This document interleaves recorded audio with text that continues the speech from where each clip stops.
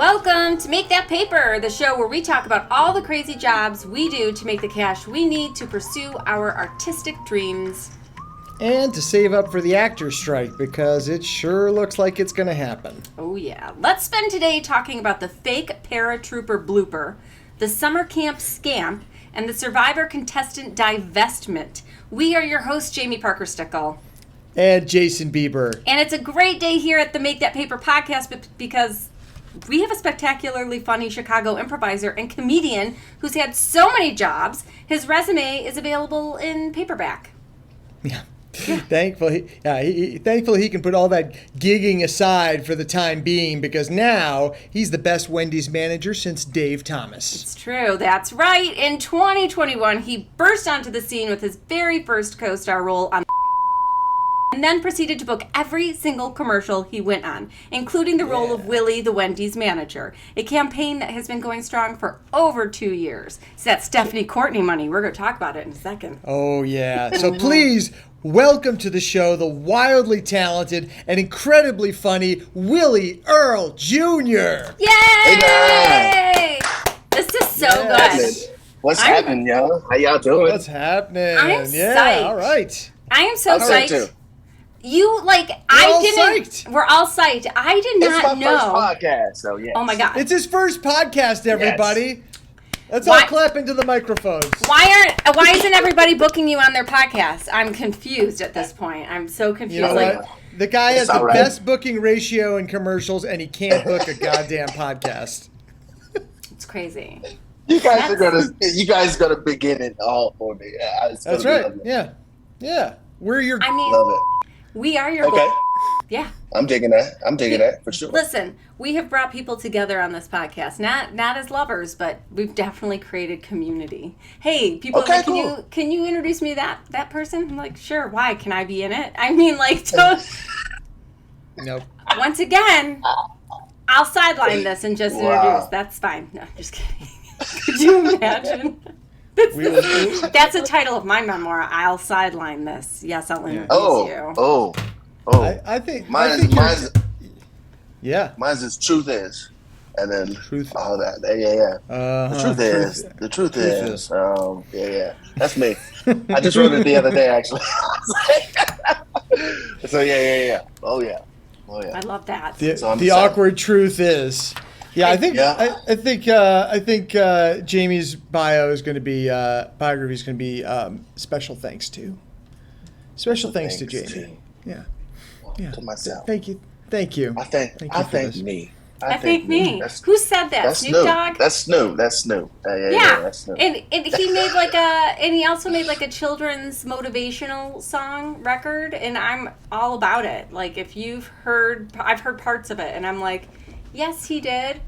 And I thank me. And I thank me. Okay. But did you play it for our son? Not yet. I I'm gonna. I didn't even know that. That is amazing. I want to check it out. Snoop's amazing. He's so smart. He's so smart. It's like he knows exactly when to throw himself into, that. Okay, let me back up for a second, because this is kind of what the show's about. We're going to talk about it. Is that as artists, we've had to become experts at so many different jobs, right? At sales, always sales. At marketing, always marketing. At hustling, always hustling. I guess that is sales and marketing in a way. But also knowing when to put energy forth into something that could produce or really take off, right? Like, there's always this gamble of like, do I put the energy into stand-up? Do I put the energy into improv? Do I put the energy into commercials? Like, people think like, surviving. Yeah. People think like, well, just go do commercials. Okay, motherfucker, that's a whole new set of headshots and agents and managers. And acting isn't, commercials, nobody cancel me for this, but it's not acting. It's knowing how to be background to a product. How not to steal the show so much that the product isn't the thing in front, right? It's such a weird thing. But anyways, Snoop Dogg has managed to always know where to put his energy. And if he does fail, we don't see it. So he is a true artist. Like, in my opinion, that man's genius. Oh yeah. I'd love to be best friends with that guy for sure. That's the goal. That's a goal of mine. I heard that's right possible. Now. Like, he likes people. Yeah. Like, you could just walk up and meet him, and he'd be like, "You need a ride somewhere?" And he would give it to you. This is what I heard about him. Like, I had friends hang out with him. They're like, "Yeah, we were at the bar. It was closing." He's like, "You need a ride?" He gave us a ride. Yeah, man. Hang on. I got to go fire my weed guy. And then, Right. I'm all yours. Oh yeah, I wish I was in the game that day to become his personal guy, his right hand. You know what I'm saying? Let's talk about that for a second. Okay. Let's go right into that. Because I had a similar situation happen, and I did the wrong thing. I did the wrong thing. So you were working a job, and we will talk about that job too. Okay. Yes. But somebody had left behind a bag of weed. Oh, yeah. I was in New York. You were working at Max Brenner. You were working at Max Brenner. I was working at Max Brenner in Union Square. Which is a restaurant. A chocolate restaurant. Max Brenner Chocolate by the Bald Guy. Yeah. Everything, sweets and savories, all had a chocolate element to it. So is it still there? Did that survive COVID? It's still there. Is it? Okay. It's definitely there.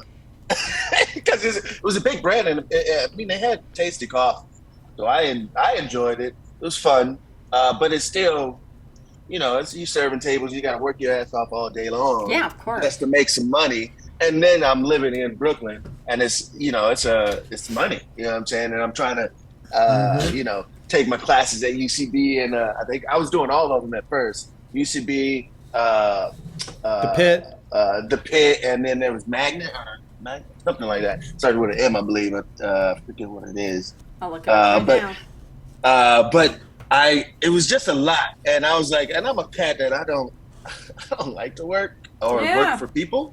You know what I'm saying? And so when I put stuff out there in the universe, like stuff just kind of happens.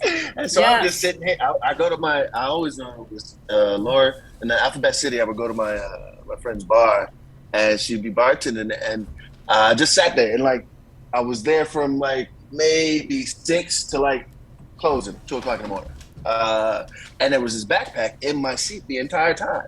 And this cat, maybe three hours in, we're chopping it up. And he says, "Is this your backpack, man?" Because we're about to go smoke some cigarettes. He's like, "Nah, I thought that was yours, bro." He said, "No." So we just opened it up. It's 1.5 pounds of weed. Oh, my God. Which somebody got in trouble for leaving that backpack, for sure. Yep. Or just lost out on a lot of stuff. But it was a pound vacuum sealed in a brick, and then loose in a paper bag. And so we were like, "Oh shit, somebody's gonna come back for it." The bar back, he knew whose bag it was, and he was like, "Yo, they left. They were really wasted." And he was like, "If they come back, do you think we should?" He's asking me, "Do you think we should give it to them?" I'm like, "No. It was my decision." I was like, if they recognize, if they know where they are and know that they left it here, yeah. But if they don't know where they left it, no. How are you going to help? What are you going to put up a flyer? Well, he knows them, so he knows that they would ask him if they left the bag or something, blah blah blah. And so he put it in the office or whatever, and sure enough, they came back and they had no clue where they left it because it was really wasted. They bounced out. There was 2 of them, and he said he could sell it. He could get rid of it. And sure enough, I got like 1,700. We both got 1,700 a piece, and then somebody else got like the buyer or something else. And I remember my friend who worked there, because I came to see her. She decided that she had to take part in it. She was owed some money just for being there, so I had to give her. But I gave her $700, and it's a whole new world of people. The minute they know you have drugs, it's like, "Oh, I didn't even know you knew how to make that kind of deal and negotiate. This is a side of you I did not know existed." Right. How do you know what to ask me for? Right. This is the kid. I was like, no, I did not like in Chicago, I would get rid of it just to friends and stuff like that. Sure. When I'm, selling or whatever. And that was just literally part-time, just to, get some train money or get some alcohol money or whatever. This was completely like, he's getting rid of some serious weight for one person. And when the money came back, I got so freaked out. Like, I was like, is this real? I put my money in one bank and something happened that freaked me out. So I took it all. I withdrew all this money and put it in a different bank thinking, I got paranoid. And you weren't even smoking it yet. I wasn't even smoking anything. I was giving the weed away. Listen, I've never been in the game, but I'm pretty sure the number one rule is when you get the money, you don't put it in any bank. Well, I freaked out because my roommate, who was an ex-boyfriend, he was selling steroids. He was a personal trainer to the stars, and he was selling steroids. And I didn't know. And then I opened a thing, and we didn't have a dog. And there was like a dog on a bottle, on a vial. And he's like, oh, those are steroids. And I was like, well, why is there a dog on it? Anyways, that's a whole other story. Not this podcast story. But I got the information. And needles. And I was like, okay, well, this doesn't seem right. I was paranoid people like with big muscles were going to come and shoot up and like be angry or something. I don't know. I got really weird. I was only like 24, out here alone. Like, this was weird. Right. And then I went to make breakfast. And in the oatmeal container, I thought it was oatmeal, but it was a freezer bag size of cocaine. Oh, yeah. Holy shit. And I was like, for sure someone's going to come to this apartment and kill me. Like, this can't be here. This cannot be here. So I flushed it down the toilet. You and did. Then I had to move. Oh, my God. You didn't flush a freezer bag of cocaine down the toilet. You thought you were supposed to. You thought you might be dead before that part, and not after that. What? Yeah, that's when the angry people come. Oh no! He was very angry. Like that. I would have even sold that. Found a way. Somebody. No. I know. He was very angry, and I had to move out and sleep on someone's couch for a month, and then find another place. Wow. I left all my things behind too. Like, I only took what would fit in a suitcase and left. Because I'm sure he was so pissed off. He was livid for sure. He left. Sure. He left town. Like, I don't even know where he went. Like, he ran away from whoever's cocaine that was. Right. Exactly. I'm so glad we could talk about this now. It was so long. Put a hit out on him. Yeah, he got you out to safety. He literally got you to safety. Yeah, out by kicking you out. Right. And then he had to run. You guys, let's talk about it for a second. Like, I am just questioning. Like, he made so much money as a trainer. Why was he selling drugs on the side? Right. Did he make that much money? About this right now on the podcast. You want to what? I say I love that we're talking about this right now on the podcast. I know. For someone to, is that what happened to my shit?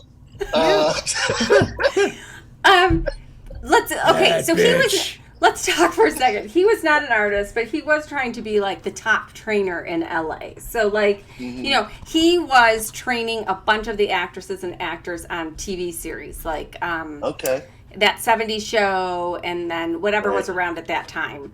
Old That 70s show, not the new one. Yeah. So he had a lot of TV actor clients whose shows were nearing an end, and they had to make a leap to probably film. Because remember, there was a time where you couldn't go from one series to the next. It was like that Friends effect. Like Jennifer Aniston leapt to films, Courtney Cox leapt to films. Like, you weren't going to get a back-to-back TV series because you were known as this character. So you had to like exactly. You had to leap into another zone altogether, right? Do you guys remember this time, the aughts? Oh yeah, I remember. Yeah. I remember my champagne problems.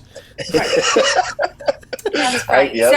His clients were all working to get cinema bodies instead of TV bodies, because TV bodies and film bodies are two different things, right? It's also I'm working on that film body. Yeah. You get that film body, and then you are set. Yeah, that's it. So like this industry in general, even all aspects of it, adjacent careers in it are all hustling for more. You know, there's no ceiling or cap. It's just like you set these goals for yourself, like I want to book a national commercial and then I'll be set. And then you're like, but I didn't get that TV series yet, right? I don't have a TV series yet. A co-star's great. A guest star's great.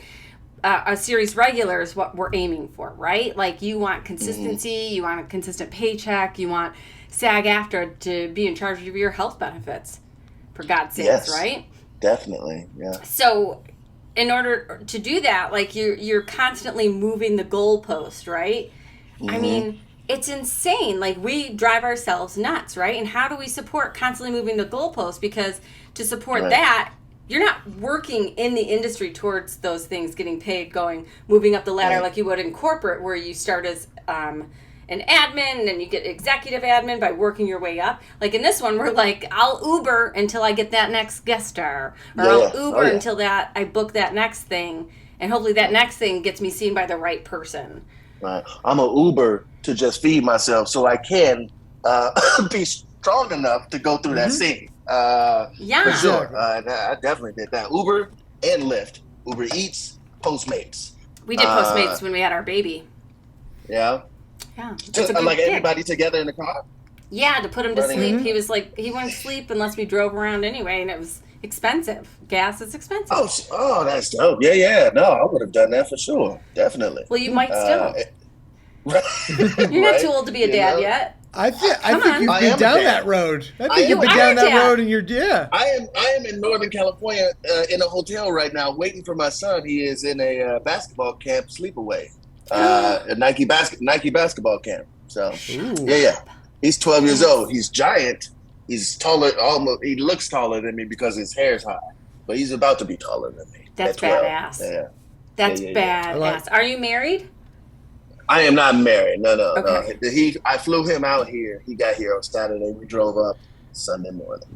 Yeah. Well, I think we could jump back and talk about some of your jobs that sort of led to his existence. Let's do it. Oh yeah, for sure. Let's do it. And we're not going all the way back to the beginning, although we're going to need to. At some point, because he was at Columbia College at 16. I got to ask Willie this question. I guess we are going back to the beginning. No, we are going back to the beginning for 1 second, because my friend Natasha Dayon and my friend Frederica Meek and you, all from, I think, the same area, and all graduated high school at 16 and started college at 16. What? Yeah. Most of us do that at 18. Yeah. I'm not saying. I mean, I'm a smart kid from, as in just smart and be able to move through life.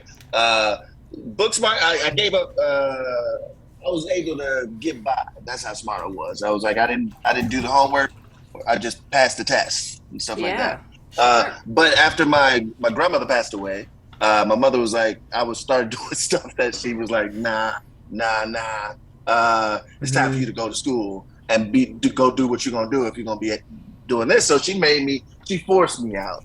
She said, you're going to go do this, be in college and become an actor or whatever. So I had to take correspondence classes from a college. And then I went at the same time, that summer, I went to the community college, the junior college over in the suburb, South Suburban College. There we go. And got all the credits I needed to just start school. And that's what I did. I walked across stage with my actual class the next year after being at Columbia for a full year in the dorms and stuff. Yeah. That's tremendous. Okay, now Jason, you can jump in, but I just wanted to lay the foundation of how smart Willie is. Okay, now go. Well, I mean, and we're gonna come back to this again because you had. I feel like we pull. You know what? Let's just start at the beginning because we'll get back to how you met her. But I mean, while you were at Columbia College, you were also doing at the same time U.S. Army Reserves. No. While I was at a point. My first year, 16, I was 16, so I did everything. So my mother was like, okay. And then I went to summertime with my aunt in Northern California, where I am now, and I stayed the summer. and my mother wasn't going to fit the bill for anything for me for the next year of college, and she always like preached about military and all this other stuff. So in my head, I was like, I guess I got to go to the military. And so I went back to my school when school started, hung out with my friends. Then I went to the recruiting office, did the whole thing. Then they scheduled me for my ASVAB and my drugs, but the tests and all that good stuff. So I partied hard the night before because I got scared and I didn't want to go. And so I was like, I did every drug that I could think of that was in the vicinity. And I was like, I'm not going to pass these tests. So they won't allow me to go. So I get there, you know, the first test was the RIT test. So what I do is I abacadabra it all the way down. I was like, they ain't going to take a dummy. In the military, I was wrong. They appreciate that. I didn't see I was like, I should have thought about that. They put you okay, dummy. So you'd be a fucking intelligence officer in the CIA right now. You would be doing hits. You'd be which was a dream of mine when I was younger. I wanted to do all that stuff. Con man or an assassin for the good side. Right. I mean, our son asked me just this morning, he said, Mom, is it illegal to be a spy? And I was like, no, son, if you want to be a spy, you can be a spy. Like, that's his goal. The correct answer, Jamie, is only if you get caught.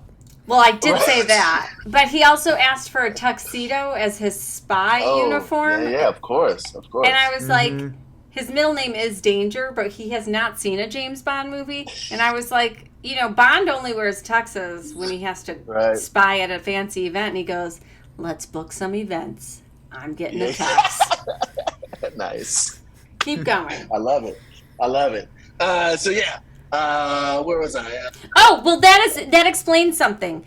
So you flunked. They still take you, and they make you bath and laundry specialist. Well, yeah. Exactly. Well, no, hold on. So I take the test, and now they're welcoming me to take the drug test or to the blood test, and all. I had to pee in a cup. And I was like, okay, this is it. Damn, got to kick me out. And I do all the stuff. And when I realized that, because I chose that job because all of them sounded terrible. I was like, oh my God, this is what they give me? These are my choices? So I chose bath and laundry because they gave me a $5,000 bonus. Bath and laundry specialist. What job did you turn down? Echo. I can't. Maybe janitor type stuff. Yeah. I don't know, weird stuff. It was like even I call it that, but it's not that. It's more like what do you call latrine. it? Like supply and all that good stuff. Packing stuff. Okay. So I realized that I was like, I'm gonna take the $5,000 bonus if I'm gonna take it to sign here. I guess not many were signing for bath and laundry. So I took that, I signed that, and then I was like, I'm still gonna get kicked out because I failed the drug test. Now I'm walking and I'm in this room with these flags and these guys in uniform and the guys next to me, and they had me raise my right hand. I was like, now I knew. Once I did that, I knew. Now once I'm swearing in, I can feel my body. I'm like, once I swear in, I know that's it. And as soon as I swear in, I was like, I'm embarrassed. Now I had dreadlocks shooting out my head at that time, and I remember this girl looked at me. She was like, "You better cut those before you get the basic, because they gonna get on you." And sure enough, I had to cut those before I got the basic, and my mother saved them, saved the little dreads hairs, because although she hated them, but yeah. So I did that. I did that for that was straight 3 months, and then AIT was for a month because it didn't take much to learn bath and laundry stuff. Although it was kind of difficult, some of the stuff, because it was like you're dealing with all these tanks and stuff, like you have to know these valves and all this stuff. So I still had to learn some stuff, just to graduate. But then then I got back. But it wasn't good enough, huh? It wasn't good enough to tell people? No. See, when I got to AIT, I'm a firstborn, so I'm a natural born leader. So they saw that at basic. Once I come from karate, I grew up in karate, so I've been in tournaments and all that stuff. So I've been doing this talk karate and all that good stuff. So when I got to basic, I had that taekwondo. Yeah, okay, there you go. See, so I'm in basic, and like my drill sergeant could see this. They're asking my mom at graduation. They came a little early. Yo, can Haas? We trying to get Haas to sign regular army. My mother was like, "Do you know? He's trying to be a comedian." She's like, "Oh no, we know he's funny." But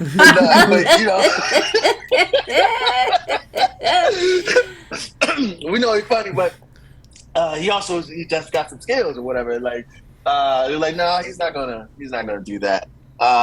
So I get to AIT, and I did not know they talk to each other, and so I got to AIT. I was the first squad leader from the jump, which means I'm in charge of the whole platoon, besides the platoon guy. And so I had my first squad was all paratroopers. They were my homies, and I also lived. They put me in in my dormitory was right across the hall from my CO, from my commanding officer. I'm like, why is this happening? And I did not know they're just trying to get me to sign regular army. So they made me this leader, and I'm doing all this stuff. And these paratroopers, they're like, yo, Haas, man, you want us to shine your boots, iron your stuff? Because we had to do that every night before we wake up, and just all that stuff. And I was like, no, you don't have to do that. I was like, no, we want to do it, man. And so I had these cats greasing my stuff, shining my boots every single night, setting them by my door every single night, this whole squad. And, I think so that's what happens. That's what happens when you put the laundry guy in charge of the paratroopers. That's exactly. This is like... I have to tell you, we've had a couple people have done military and are actors, writers, screenwriters, and they all of them did military. Most of them did end up signing, but you were like, no, people shine my boots for me. They were doing so much to get me there. I didn't realize it until later on what all that was. You just thought they were so friendly. But they were. I mean, they're still young. They didn't know what they were doing, but they just did it. They're about my age or younger or whatever. No, they couldn't have been younger. They were older. But yeah, man, it was wild. I mean, to the point. This is weird. Why I'm gonna say it. To the point where because I lived across from the CEO, I had a girlfriend during the time, and we wanted to get. It was free time, so. I had come from Fort Knox, Kentucky, so there weren't any women around us besides, who were, already there, not in basic. So we didn't have there was no women around me for 3 months. So when I got to AIT, we were so hard because we came from that kind of place and like, yo, we ain't had no one around. We about to knock somebody out.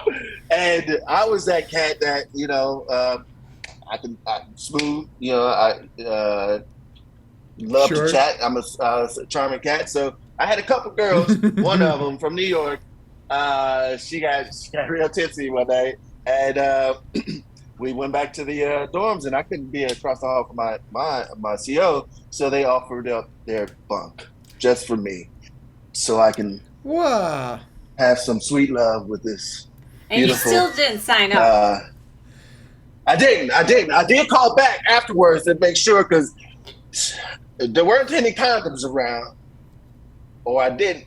And I remember coming back, we were chopping it up for a while, whatever. And I was like, okay. Then she disappeared. I was like, for a long time, I thought I might have a first kid out there, but I don't think I do. I think they would have found me a long time ago. So there's that. That was AIT because I left before her, and they might have been waiting for the Wendy's campaign. Right. Yeah. Now they're coming for that Wendy's commercial. If that kid was born, that it would be 2021 right now.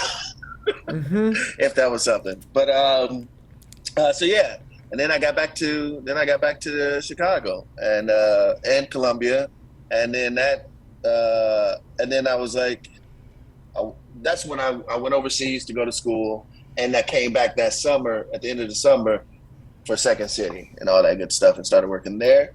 And that was another page in my life, just because I was like, I didn't know this is where all those SNL people come from. I wish my mother would have told me that. I used to go to that taffy apple store all the time growing up. That's so funny. I was already here. Crazy. I was here multiple times in Old Town. I was so upset with my mother. They were all on Wells Street. I enjoyed my time there. I loved it, but I got fired because I had a girlfriend who we worked together there and all that good stuff. Why does every story end with "I had a girlfriend"? I don't know. Yeah, I'm curious about it too. Oh yeah, yeah. Baby, I'm curious too. I'm talking to somebody right now. I have full-on therapy. So yeah. Well, that's our time. Thank you. See you next week. I fall. You know why? Because I fall hard. I fall hard. So usually my stories end that way because it's like, if I fall in love hard, and then it also crashes harder. You know what I'm saying? So. Sure. So yeah, what were you doing at Second City? Were you taking classes and working there? I was a host. I was just working there first. Okay. And then I took classes. Yes. Even after they fired you, did you? No, before. No. I was at Second. I went back to Columbia around that time, and then at the end of that year, that's like I said. At the end of that year, because they fired me, I had to find something else, and that's when I got the camp job. So I'm a summer camp counselor because I've been going to summer camp since I was a little kid, so I was like, I can do this. And, I was a summer camp counselor too in college. Were you? In the summers, yeah. I loved it. I mean, it got me. I mean, it was money that I needed to survive and keep going forward, keep pushing forward. So yeah, I'm at camp and did that 2 summers. The first summer was amazing. It was the first year. The second summer, I worked at He fell for a girl who was one of the counselors and got fired. I know the story. Keep going. Was she a CTI, a CIT, a counselor in training, or was she an actual counselor? No. Oh my God! Did I guess the story correctly? No, you did not. No, what had happened was I hired her because I was given by the camp director. I was given the job of hiring the international staff. But it's called grooming. So I'm looking. No, international. It's sex trafficking. What is happening? This is going to some dark ass places. Y'all, I am sorry. Welcome to the Chicago show.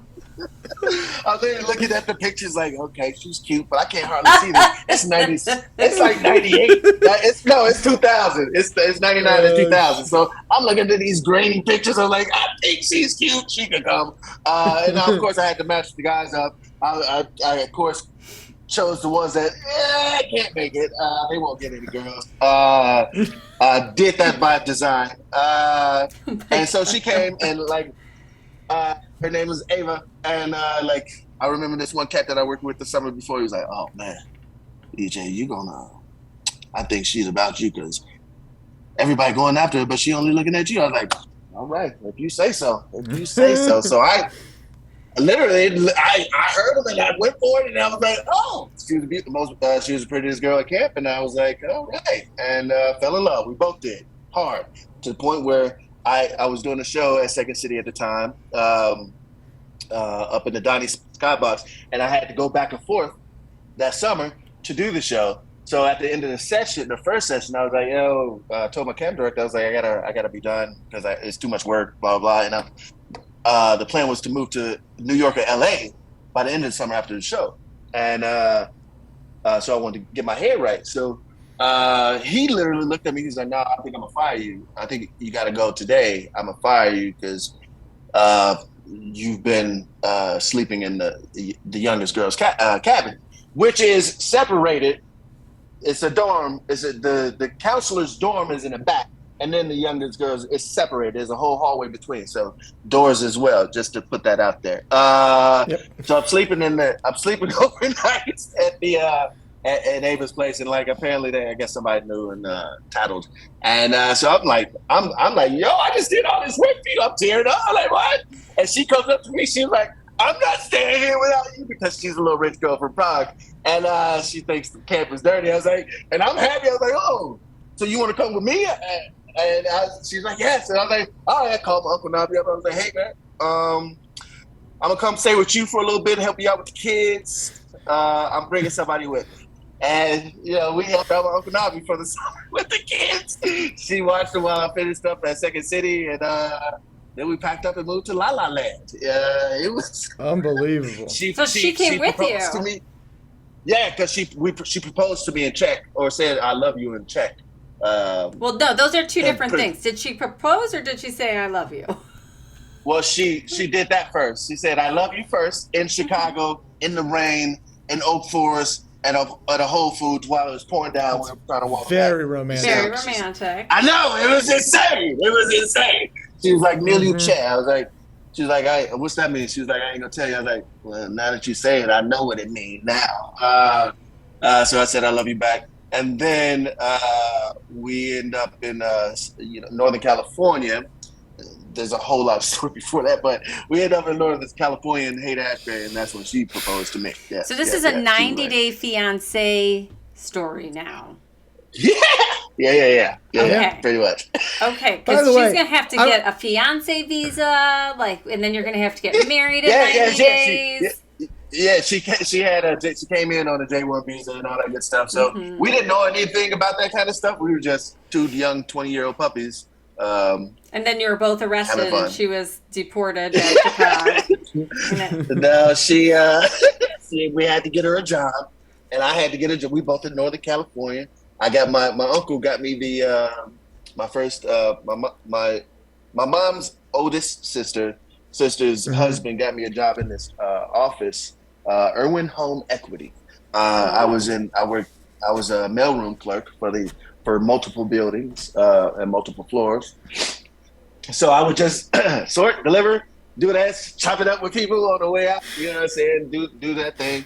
And were you booking gigs in Northern California? Is that why you went there, or was it just because it was closer to LA? Because I left LA because when we Winnebagoed all the way there from Chicago to LA, and it kind of ate us all up right away. Because we went there with a cat that was going. I got us all there. He was going to drop the payment down for the apartment. It was in my name and my auntie's name. He did do that, but then he took it back without us knowing. And when I went to go sign the lease, the lady was like, "Oh, he took it back. He didn't tell you." I was like, and then now we're stuck. We don't have a place. We were staying in that Best Western on Western by Hollywood. Yeah. Yes. That's where we were. That was in 2000. I've been to that Best Western. August 2000. And I had to figure it out. So we were about to move to the beach and sleep in the sand. That's where we were. You wouldn't be the first. Right. And so this was like, that came with me, that I brought with me from school. He had a family friend. He let us stay, blah, blah, blah. I went up north, got set up, ended up bringing her up there. And she was in the hostel for a while until I got her a job as an au pair with this family. How did you get her the job? Well, she needed a job and she didn't have anything else. So I was responsible for her. So her being from Prague and not knowing she spoke perfect English, but as the coyote that brought her into the country. Right. As the sex trafficking gentleman that you are, you made sure that she had a paycheck so that when the charges came. Yes. So I was like, okay. Poor Willie. I met this. There was this guy. I gotta tell you, I have fallen in love like Willie, but I don't stay. I'm in and out. I'm like, Oh, I love you. Never mind. That was last week. I'm done now. I mean, it's true. That's a lie. Especially if they want to move across the country with me. I was like, no, that's my goal. That's my dream. I was Jamie falls hard, but moves on fast. Very fast. Right. Like, you can't share those dreams. Jason Bieber, though. Right. Jason Bieber changed it all for me. But in my 20s, I was not. I mean, this is fascinating to me because did your mom raise you, or were your parents married? Both of them married, parents together. Yeah. Oh, okay. My parents were married, and I was like, they make themselves miserable in this marriage. There's no way anyone's going to bring me down or tie me down or make me like miserable. I'm going to live my life as an actor and a writer, and I'm going to be famous. So the minute anybody was like, do you want to get married? I was like, hell no. Bye. Like twice. I was like, no, I don't want to marry you. Really? Okay. Yes. I proposed to all of the women. Except Ava, who proposed to you. Well, yes. I mean, yes. You're right. She did. She actually bought the rings as well. Wow. She bought the rings. This was before I got my first paycheck at Irwin Home Equity, and we were. She was still in the hostel, and she was in a hostel. Where were you? I was at my auntie's, and she wasn't gonna let her come to the house. Wow. Mm-hmm. This is a new level of wow. I am loving this episode so much right now.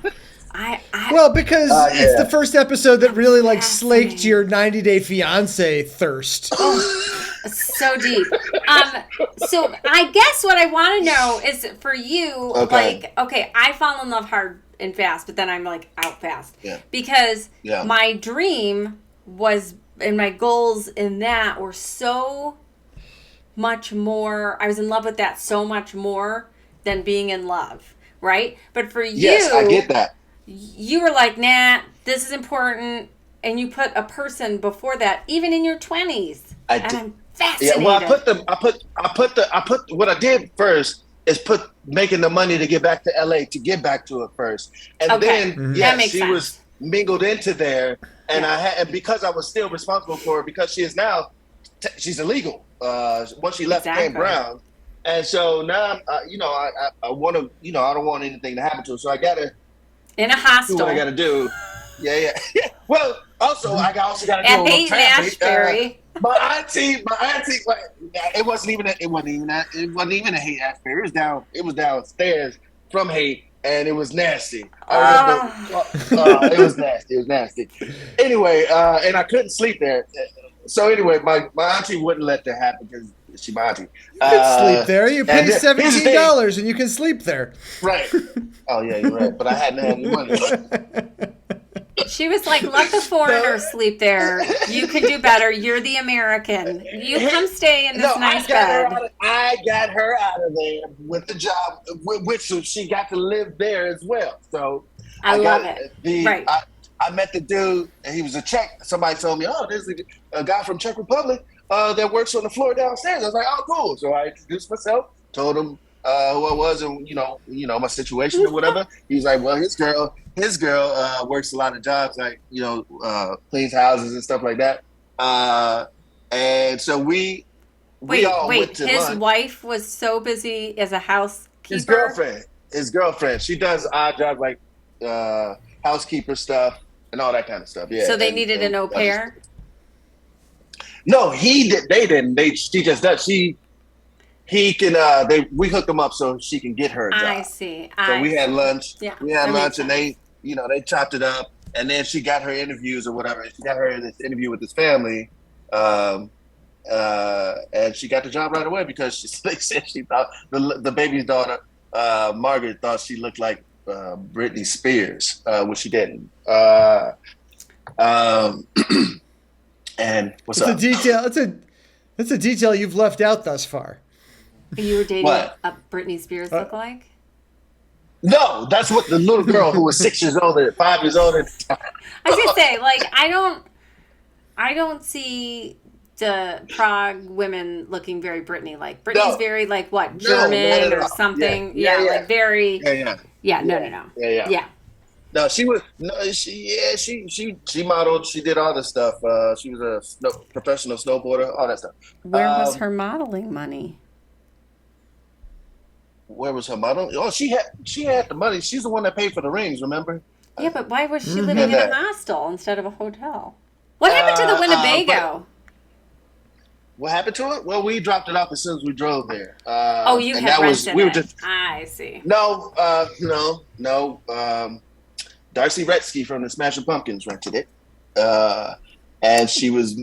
My family were moving her back to her from Beverly Hills to her Michigan home, horse farm. And my uncle needed somebody to take it back, and he knew I was driving to LA with my friends and stuff. And we were going in a little car, 4-door. He was like, "Yo, take this back. We'll pay y'all to drive it." That's how I had the money to pay for us to get to there. That's amazing. I wish. I'm gonna say, like, Willie is like leaving out. He's like burying the lead on so many of these stories where he just like doesn't want us to know how connected he actually is to stuff. He is all like, I'm gonna tell him just this much. This is my aunt's friend. They grew up together. Yes, I've known her for a minute, but yes, yeah. I want to meet your aunt. I did. Yeah, she sounds like a badass. She is. She got tattoos up here. Yeah. But I want to know her. But no ladies in the house. No girls. No, but I'm a friend. I can go in the house and have coffee. Hold on. Oh, yeah. Hold on. And I'm not from Prague. I'm from Detroit. So you have jumped through all these hoops to get Ava this job. And all you want to do is be an actor in a comic. Yeah. Wait, but before I had to look out for who's next to me, though. I always got to look out who's next to me, and I like this guy at the time, and it wasn't. So she got the job. She's set up. She's in this house, and it's nice. It's a nice house. It's like the dad's. It's a whole family. It's 5 kids all together, but 3 with the former wife and two stepchildren with the now wife. And so at times the kids were 3 of them were upstairs, or all of them were 5 of them at the house. So I got married. We decided we're gonna get married. We should probably and we went to Vegas. Guys. Yeah, went to Vegas, and then came right back. I remember we had our reception at McDonald's. Outside the Greyhound station, and I remember kissing her when we were saying after we were married, and I remember because we had just taken a 9-hour Greyhound ride without cleaning ourselves, and I remember her. I'm sure mine was as well, but her breath was smelling like it's foul, and I could smell it. I was like, in my head, I thought, "Oh, this isn't going to last long." So we're going to stop to have just... No. I'm right there with you, buddy. But also, pictures didn't happen. I'm going to need a picture of you two from your wedding day. But also, I feel that deeply. Like, you were so excited and subconsciously looking for something, for a reason. I think so. For this not to work anymore. Because it was so much fucking work. It was a full-time job to be a husband to this woman. Can I ask you a question? When you're having your reception, your wedding reception at McDonald's, do you need to look further for a reason for it to not work? What's that? When your wedding reception is at McDonald's, do you really need to look past that for a problem? Yeah, wait, let me say, when you're really in love, I was still in it. I was like, we just hit that. Sure, but when you're truly in love and the person's breath smells, 1, Jason Bieber's like, no, your breath never smells. I love it so much. And 2, when his breath smells, I'm like, babe, can you chew a piece of gum? Anybody else, I'm going to break up with too. Like, I didn't want that from anybody else. That's how I knew it was like, oh no, this is the one, because I like his bad breath. Like, it's fine. I'm not turned off by that. So I know exactly what you're talking about. Yeah. I feel that deeply. Right. It's like it traveled through my body. That's the only thing. I get it. It was one of those sense memory things. Like, I don't want to ever go through that again. That was terrible. But yeah, no, and it was a great year together. It was fun. It was a roller coaster ride. But it was like when told her it was time to go back down to LA, she wanted to stay up there because she liked the life up there and it was nice and blah blah blah. And at this point now I'm living in the house with her, but sneaking in and out because you can't with the family. With the family, I got to work very early in the morning. Mm-hmm. I got to work very early in the morning to get up before they woke up. And I had to, and then she would pick me up and I'd come home. So I knew the family. I know the family. I still know them today. I was just at engagement party for one of the boys. But they did not know I lived there. I did not know that. I thought Ava told them that because my auntie kicked me out my house once she found that I was married and said, "Oh, you need to go be married." And so I was in the house with her. And so, yeah. I mean, honestly, you and this girl have been kicked out of every place you've ever slept together. I just wanted to say that. I am like horrified. I mean, you need to come back to LA and be an actor. We just you got fired. You got kicked out. Does she have her green card yet? She had. Well, she does now because she married up. She married a guy from a neurosurgeon. They got 2 kids. His family from Pasadena. She did it. Did you go to the wedding? I did not. She did. A lot of times she did show up. Now I'm back in LA. She did show up to my job a couple of times just to talk about that. Or some of my friends thought that she was trying to get me to say that I wanted her back or try to get her back or something like that. But it was right over my head. Right over my head. What job did she show up at? The set of Wendy's commercial? No, I was at this point now. I'm in Santa Monica. I'm a bartender at the Library Ale House. I was just a fine drinking establishment. Right. I was a liquor store clerk across the street, and then I got poached and started. I was at the Library Ale House for 3 years as the main bartender and all that good stuff from 2002 to 2005. So. Let me ask you this. Wait. Yeah. Right before that, you were. You could be, your elbow and the back of your head can be seen in like 20 episodes of. Is that right? Oh yeah. That's right. Like when I landed in LA, when I finished, I became the au pair, and that after that summer ended, I got back to LA, and now I'm back in LA. I'm like, I'm about to do this. Oh, it's lovely. But I needed to work, and this is how it happened. I went to go meet my first agent, and I get it, and I run into a cat that directed me at. I was in the Hungry Heart soap opera at Columbia College, and he directed me in one of the episodes. And I ran into him, Lewis, on the street, and I told him what I was doing. Man, I'm about to go. He gave me his number. I'm about to go meet my first agent. He's like, man, go do it. And so I go there, and I see all this stuff on the walls, and you have all these things in your head about what you should and should not be doing when you get an agent. And the first thing he says is he asked for money. And I was like, this ain't it. So I make my way out of there. I don't say, oh, no, you ain't for me, brother. I listen to what he got to say, take his information, and I bounce. I call Lewis up, and he says, I'm living deep in the valley for about a week now. He's like, man, I'll take you. I'll drive you to, like, you can do some extra work. I'll drive you back and forth. You can help me out with rent, blah, blah, help all this good stuff. So he was God sent, you know what I'm saying? And it just happened. And so so I'm doing all this work. The first thing I got was I signed up at the casting, Extras Cast or whatever that was, Central Casting.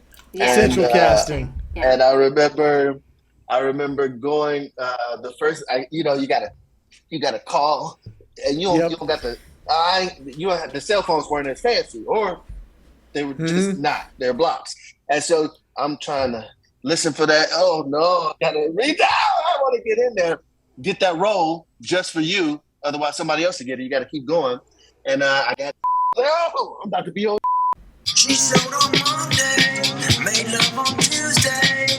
By Wednesday, she was down. We fought on Thursday, made up on Friday. But now I'm losing ground. You call me lazy, you think I'm crazy. So why'd you come around? She want my money, but I got no money. This ain't no savings and loans.